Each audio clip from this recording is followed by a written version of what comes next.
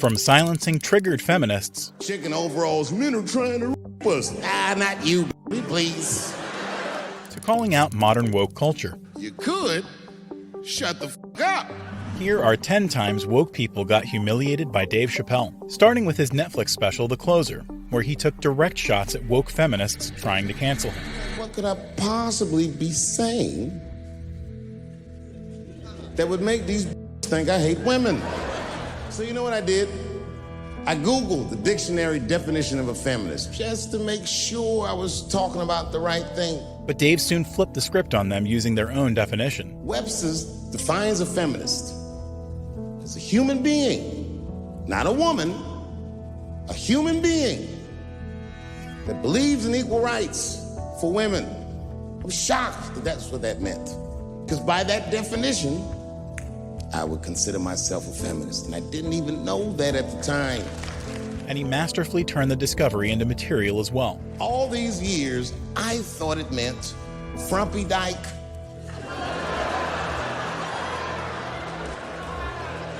Well, that's who's always talking to be some chick in overalls. Men are trying to us.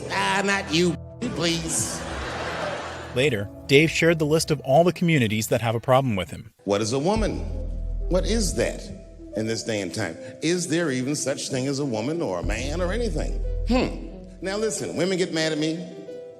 Gay people get mad at me. Lesbians get mad at me. But I'm gonna tell you right now, and this is true. These transgenders, these want me dead. But despite the risk of getting canceled, Dave still took the trans community to the cleaners. I've gone too far. I've said too much. And I gotta tell you, I'm very worried about it. I'm not even joking. Every time I come out on stage, I be scared. I be looking around the crowd, searching for Knuckles and Adam's apples to see where the threats might be coming from. Finishing his set by obliterating the absurdity of pronouns. A came up to me on the street the other day. He said, "Careful, Dave, they after you." I said, "What? One they or many theys?" When The Closer went viral, however, Dave's live show had to be canceled due to his trans jokes, leading him to dim the spotlight on them in his next special, The Dreamers. Now, if you guys came here to this show tonight thinking that I'm gonna make fun of those people again, you've come to the wrong show.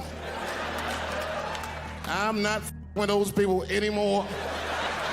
It wasn't worth the trouble. I ain't saying about trans people. Maybe 3 or 4 times tonight, but that is it. But since he couldn't joke about trans people, Dave settled on another target instead. And you wanna know why I'm tired of talking about them? Because these people acted like I needed them to be funny. Well, that's ridiculous. I don't need you. I got a whole new angle. You guys will never see this coming. I ain't doing trans jokes no more. You know what I'm gonna do tonight? Tonight, I'm doing all handicap jokes. And Dave instantly went all in. Well, they're not as organized as the gays. And I love punching down. There's probably a handicap in the back right now because that's where they usually make them sit. I came here to laugh at transgender people. I didn't know this was gonna make jokes about us. Come on, y'all, let's get the f up out of here.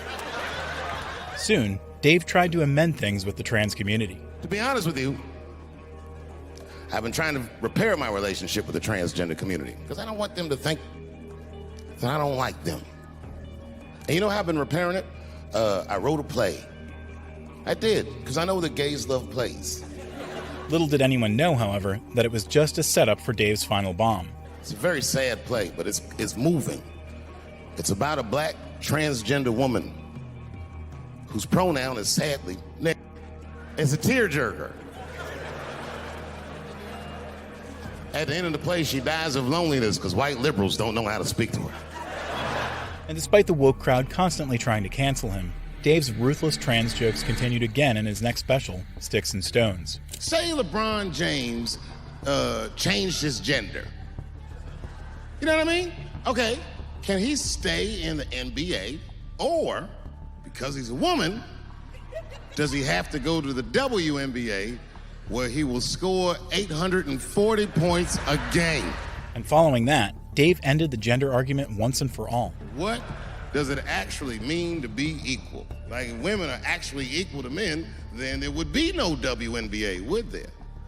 You would just be good enough to play in the NBA with us. Or, here's another idea that's gonna be very controversial. You could shut the fuck up. But Dave also had some advice for the Me Too crowd. I'm sorry, ladies, I got a Me Too headache. Y'all is killing me right now. It's really tough to watch what's going on. You know, ladies, I said it in my last special, and I got in a lot of trouble for this. I told you you were right. But the way you're going about it is not going to work. Still on Me Too, Dave pointed out how absurd Louis C.K.'s allegations were. Louis C.K. was a very good friend of mine before he died in that terrible masturbation accident. And it was his room. You read the story. He was masturbating in his own room. That's where you're supposed to masturbate. And then he said, hey, everybody, I'm gonna pull my dick out. Nobody ran for the door or nothing like that. They all just kind of hung out like, I wonder if this guy's serious. But before he moved on, Dave dropped one last reality check. He didn't do anything that you can call the police for. I dare to try. Call the police on him. Hello, police? Yes, I am on the other line with comedian Louis C.K., and I think that he is masturbating while I'm on the phone. You know what the police are gonna say in Atlanta? Well, what are you guys talking about? Just like Dave dismantled his sexism allegations in the special, he also did the same with his racism allegations in an interview with Conan. I am not making fun of the way that white people talk. I am parodying a simple aspect of the white speech pattern. It all started when Conan asked Dave his New Year's resolution. Dave, we all reminisced at the top of the show about our New Year's resolutions. Have you made any? Have you made any promises for the new year? Yes, and this is a big one. A big one for me. I'm going to change my style of comedy. I have been offensive to too many people. But Dave was forced to explain to the woke crowd that his comedy wasn't racist. Sometimes I hear my act, and I might do a white voice. Part of your act. Part of your act. That's right. I'll do a white character. Right. It might sound a little like this, but when I do those characters, I am not making fun of the way that white people talk. I am parodying a simple aspect of the white speech pattern. That is the absence of rhythm in it. And before the interview was over, Dave clarified everything with a final jab. Now, it's the same way you might hear a white comedian impersonate a black guy. Now, how's he gonna say it? Say, my man, what's happening? Now, I do not get mad, Conan. Right. I can see how to a white guy, a black guy might actually sound like that. Sing song it. Right. Musical. Show me what you're working with. And one is not better than the other. While Dave was clear with his take on racism, he was completely confused by the LGBTQ community's pronouns in this next special. Stuart educates me about this movement, you know what I mean? I didn't even know about it. He told me it's called LBGTQ. I was like, what the is the Q? Does that even make sense, Q? And Dave was in no mood to play the alphabet game. Turns out Q is like the vowels. That is sometimes why. It's for gay dudes that don't really know they're gay. You know what I mean? Like prison who are like, well, I'm not gay. I'm just sucking these to pass the time. But Dave's jokes slowly pointed out how some communities are treated better than others. I was like, how the are transgender people beating black people in the discrimination Olympics? If the police shot half as many transgenders as they did last year, it'd be a war in L.A. I know black dudes in Brooklyn, hard street motherfuckers, that wear high heels just to feel safe. And next in his sights was his favorite community again. Transgenders are gangsters. I used to do business with a transgender in Hollywood. Man, everybody would be scared of her in the boardroom. She walk in there, newly minted woman, high heels, purse. But Dave still took shots below the belt. Then she walked to the head of the conference table, stare at us all, reach in her purse, pull her old out, throw it on the table. Let's talk business, gentlemen. Ah! Shit scary as If your best friend pitched that to you, you'd be horrified. And before his set finished, he dropped one last bomb. Yo, nigga, let's go to the hospital and cut our off and make out of them shit. What? Can't we just get matching jackets or tattoos or something?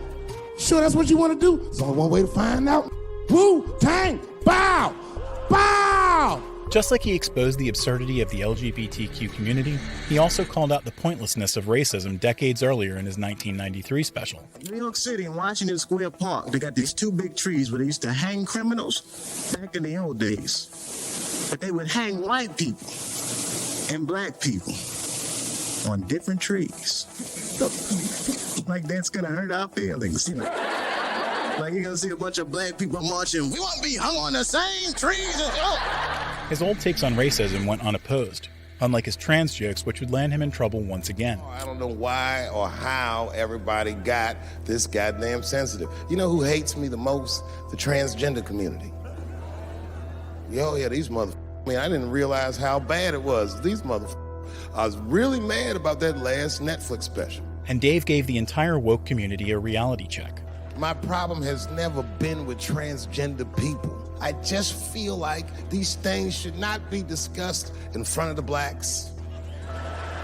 It's fucking insulting, all this talk about how these people feel inside. Since when has America given a how any of us feel inside? After that, Dave started coming up with some theories. And I cannot shake this awful suspicion that the only reason everybody is talking about transgenders is because white men want to do it. That's right. I just said that. And it didn't take long for him to prove them right. If it was just women that felt that way, or black dudes and Mexican dudes being like, hey, y'all, we feel like girls inside, they'd be like, shut up, no one asked you how you felt. It reeks of white privilege. You never asked yourself why it was easier for Bruce Jenner to change his gender than it was for Cassius Clay to change his f***ing name? But while Dave constantly makes the trans community the butt of his jokes, this next stand-up with Shane proves that he takes shots at both sides. All right, this guy I'm bringing on stage is so funny, he got canceled at the beginning of his career.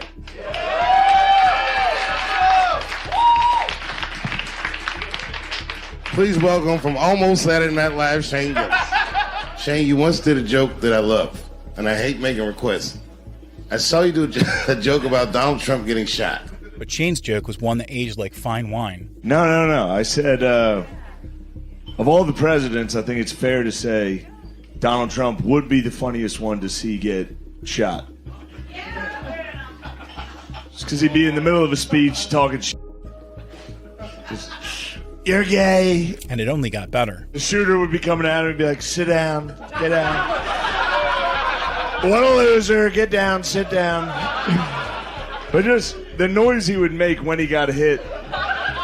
Even if you love Donald Trump, it would be funny. As soon as he got hit, he'd be like, ah!